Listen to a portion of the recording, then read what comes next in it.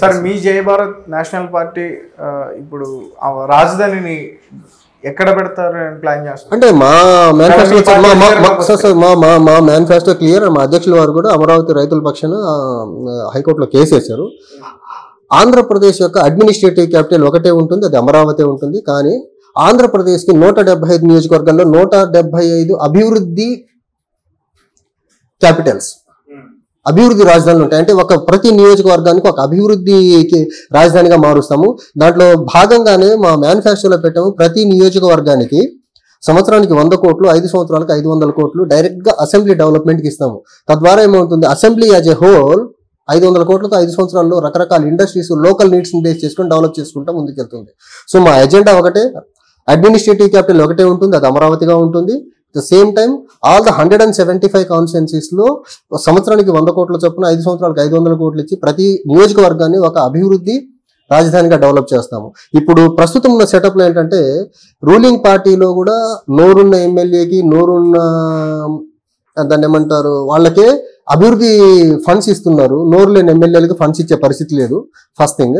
Second thing, ఇంకా opposition పార్టీలో గెలిచాడంటే ఆ ఎమ్మెల్యే ఇంకా గవర్నమెంట్ నుంచి డెవలప్మెంటల్ ఫండ్ తీసుకురావడం అనేది అది నెక్స్ట్ టు ఇంపాసిబుల్ అసలు. సో ఆ పక్షపాత ధోరణి నుంచి బయటికి రావాలనే ఒక ఉద్దేశంతో మా మేనిఫెస్టోలో పెట్టాం. ప్రతి నియోజకవర్గానికి సంవత్సరానికి 100 కోట్లు డైరెక్ట్గా అసెంబ్లీ డెవలప్మెంట్ ఫండ్గా ఇస్తాము, 5 సంవత్సరాలకి 500 కోట్లు ఇస్తాము. అది కాకుండా ఇంకా గ్రామ పంచాయతీ లెవెల్లో కూడా ఒక పంచాయతీకి సంవత్సరానికి ₹1 5 సంవత్సరాలకు 5 కోట్లు ఇస్తాము. అదే కాకుండా మన గ్రామీణ ప్రాంతంలో చిన్న తరహా పరిశ్రమలు, కుటీర పరిశ్రమలు ఒక 10 డెవలప్ చేసుకునే దానికి గవర్నమెంట్ సపోర్ట్ చేస్తూ ఉంది. సో అలాగే రీసెంట్గా జగన్మోహన్ రెడ్డి గారు విపరీతంగా మీటింగ్స్ పెడుతున్నారు. మీటింగ్స్లో కూడా ఆయన మాట్లాడే విధానం కూడా మనం చూడవచ్చు. సో దాని గురించి అంటే ఒకటండి, ఇప్పుడు ఆ మీటింగ్ మొత్తం ఆయన ఒక పొలిటికల్ పార్టీగా నడుస్తుంది కాదు, వెనక కన్సల్టెన్సీని పెట్టుకుని నడుస్తున్న పార్టీ అది. అది జగన్ గారు ఓన్ బ్రెయిన్లో నుంచి వచ్చిన థాట్స్తో నడుస్తున్న మీటింగ్స్ అయితే కాదు. అక్రమంగా సంపాదించుకున్న డబ్బు ఉంది, 100 కోట్లు ఇచ్చి కన్సల్టెన్సీని పెంచుకుంటాడు. ఇప్పుడు వైసీపీ చూసుకుంటే ఐపాక్ ఉంది, టీడీపీ చూసుకుంటే షో టైమ్ ఉంది. సో కన్సల్టెంట్స్తో నడిపే పార్టీల గురించి మనం ఏం మాట్లాడతామండి? వీళ్ళకి సొంతగా స్ట్రాటజీలు చెక్అవుట్ చేసే సామర్థ్యం లేదు. వీళ్ళు ప్రైవేట్ కన్సల్టెంట్స్ మీద డిపెండ్ అవుతారు. ఆ కన్సల్టెంట్స్కి డబ్బు ఎక్కడి నుంచి ఇస్తున్నారు వీళ్ళు? మళ్ళీ అక్రమంగా సంపాదించిన డబ్బులే కదా. ఏం మాట్లాడతాం వాటి గురించి? మనం కన్సల్టెన్సీస్తో నడిపే పార్టీల గురించి ఏం మాట్లాడతాం మనం అసలు? అది ప్రజల్ని డైరెక్ట్లీ వాళ్ళు మిస్లీడ్ చేస్తున్నారు కదా, కన్సల్టెంట్స్ చెప్పిన సలహాలు వినేసి. వీళ్ళకి స్వతహాగా అసలు ఒక స్టాండర్డ్ ఆపరేటింగ్ ప్రొసీజర్స్ ఏమైనా ఉన్నాయి పార్టీలకు? అసలు లేవు కదా. వీళ్ళకి చేత కానీ కన్సల్టెంట్ని తీసుకుంటున్నారు. అదొక ఈవెంట్ మేనేజ్మెంట్. ఓకే, ఆ ఈవెంట్ మేనేజ్మెంట్ ఎవరు హెడ్ ఉంటారు కదా? ఐపాక్ ఉంది కదా, ఐపాక్ హెడ్ ఉంటాడు, షో టైం హెడ్ వాళ్ళు ఉంటారు. వాళ్ళు చెప్పినే చేయడమే, వాళ్ళు రాసిచ్చి చదవడమే తప్ప వీళ్ళకి సొంతగా వీళ్ళకి బుర్రలో అసలు విషయ పరిజ్ఞానం ఎక్కడుంది అసలు? సార్ అలాగే మీ జై భారత్ నేషనల్ పార్టీకి నిన్న ఎన్ఆర్ఐస్ తో మీటింగ్ జరిగింది. సో మీటింగ్ లో ఏంటి, ఏ విషయాల గురించి ఎక్కువగా చర్చించారు? అంటే ఒకటండి, ఇప్పుడు ఎన్ఆర్ఐస్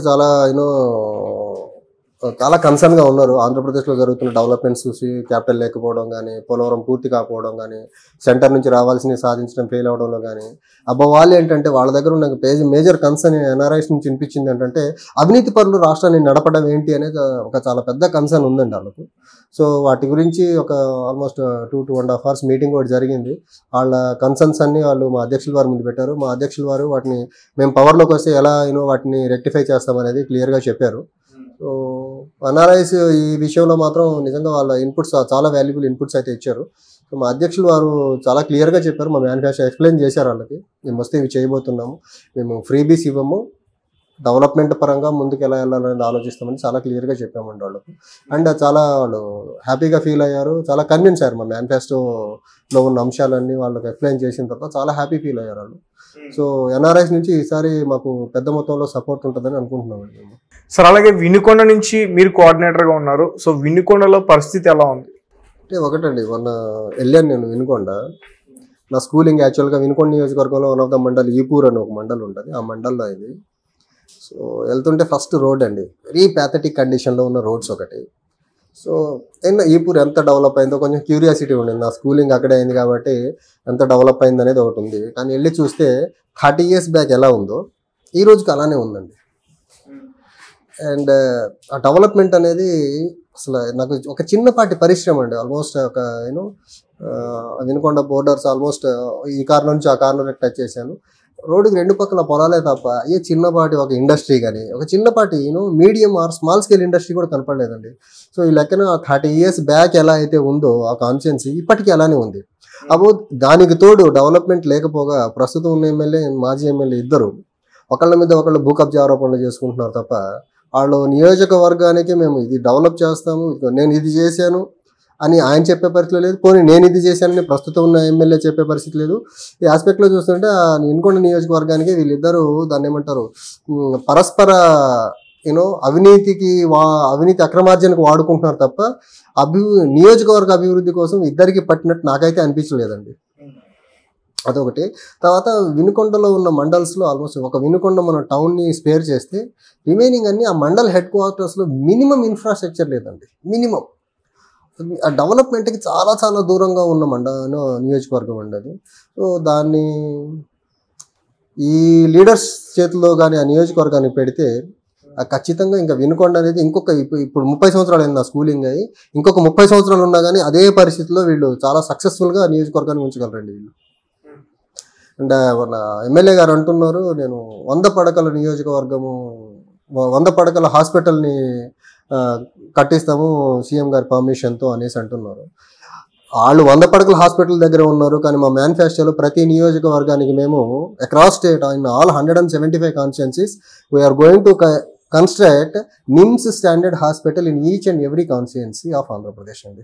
వాళ్ళే 100 పడకల హాస్పిటల్ అనే స్థాయిలోనే ఉన్నారు వాళ్ళు, కానీ మేము ఒక నియోజకవర్గానికి నిమ్స్ స్టాండర్డ్ ఉన్న హాస్పిటల్ అలానే జిల్లా స్థాయికి ప్రతి జిల్లాకు వచ్చేసి ఒక ఎయిమ్స్ స్టాండర్డ్ హాస్పిటల్ కట్టించబోతున్నామని మా మేనిఫెస్టోలో మేము పొందుపరిచామండి.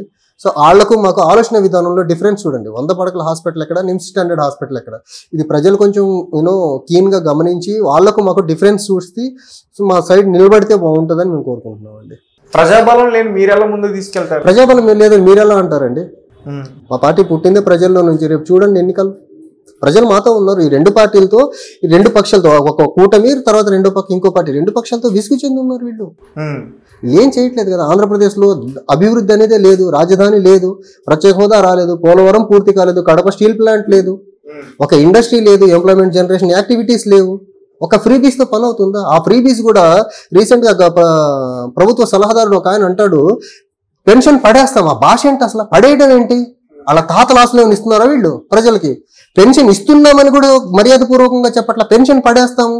తర్వాత డిఎస్సి గురించి జర్నలిస్ట్ క్వశ్చన్ అడిగితే డిఎస్సి వల్ల ఉపయోగం ఏముందని అంటారు. అంటే డిఎస్సి వల్ల ఏం ఉపయోగం ఉందో తెలియని వ్యక్తి ప్రభుత్వ సలహాదారుడుగా ఉన్నారు. అది దరిద్రం ఆంధ్రప్రదేశ్కి. డిఎస్సి వల్ల ఉపయోగం ఏంటో తెలియని ఆయన్ని తీసుకొచ్చి ప్రభుత్వ ప్రధాన సలహాదారుడు అయిపోయాడు.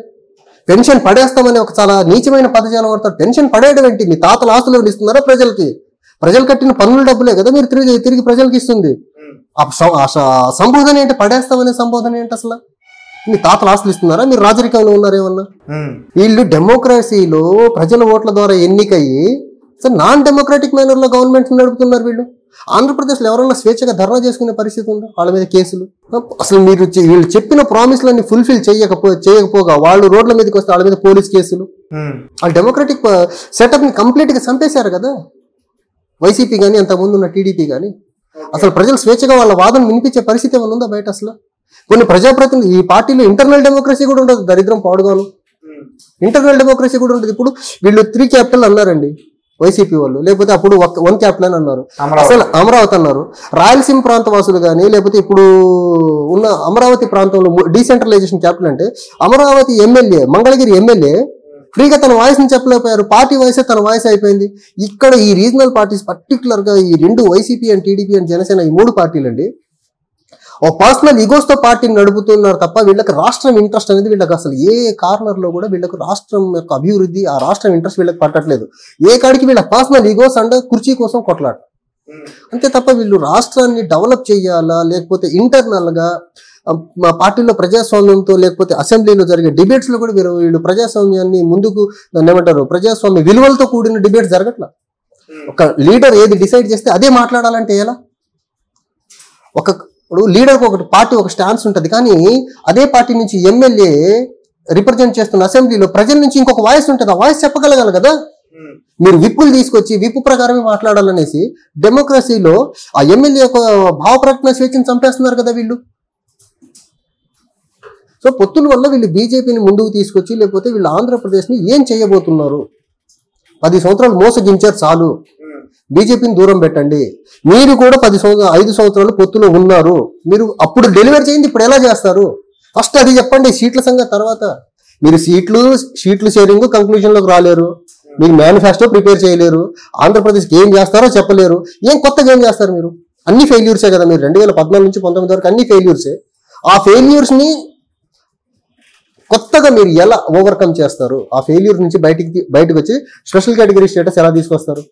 ఇప్పుడు స్కిల్ డెవలప్మెంట్ కేసులో చంద్రబాబు గారు దాన్ని అసలు ముందుకు తీసుకెళ్లగలరా? స్పెషల్ కేటగిరీ స్టేటస్ కావాలి, పోలవరం ఇన్ టైంలో పూర్తి కావాలా, లేకపోతే రైల్వే జోన్ కావాలా, కడప స్టీల్ ప్లాంట్ కావాలని చెప్పగలరా? స్కిల్ డెవలప్మెంట్ కేసు ఉంది కదా ఆయన మీద, గట్టిగా సెంటర్కి అగెన్స్ట్ నుంచి మాట్లాడగలరా ఆయన? కొన్ని పవన్ కళ్యాణ్ గారు ఉన్నారు.